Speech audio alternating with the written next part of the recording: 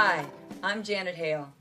Today I want to talk about a question that pops up quite often when districts and schools start mapping. The question is, how is a curriculum map any different than a lesson plan? It's a great question to ask, and one that does need exploring.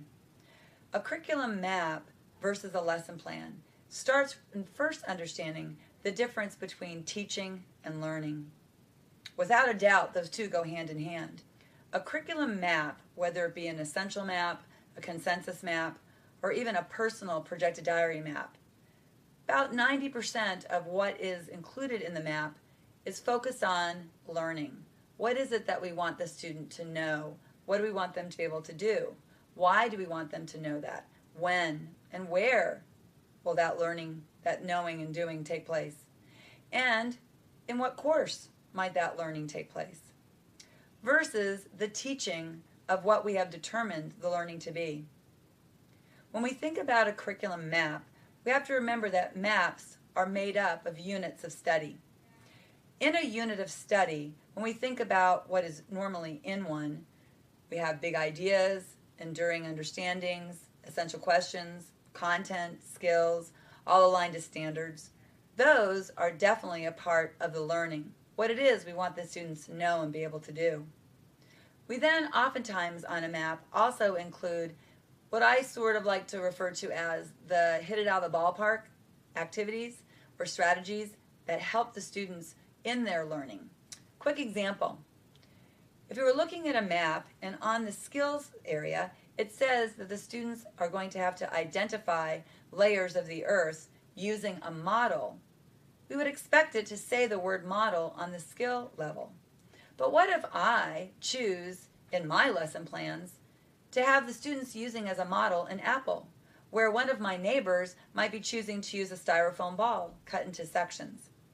Both of us, our hows are different, but we're getting to the same learning, the skill that's being expected related back to the content. If I thought that was a really great way of making that learning stick, I might, on my map, put that particular activity in the activity area. But if you think about it, that was only one little section out of a bunch of lesson plans that I created to make the learning happen in that unit of study. So when I get asked what really is the difference between a curriculum map and lesson plans, it's important to remember that lesson plans are based heavily on the how, where the map is based on the learning, the teaching, the what we want the students to know and be able to do. So when I work in schools and districts where we want to develop essential maps, consensus maps, and projected diary maps, we want to realize the maps are heavily focusing on the learning. And all teachers, whether they're writing them out or thinking them, are still going to need those daily lesson plans. How am I going to get that learning across? Maybe my students are going to be their own teachers today. They're going to look for things on the web, or they're going to talk to each other, or interview other people in the school. With that, we want to make sure that the hows that we do collectively add up to ensure the learning takes place. So when we start mapping, we focus heavily on the maps themselves. What is it we want our students to know and be able to do?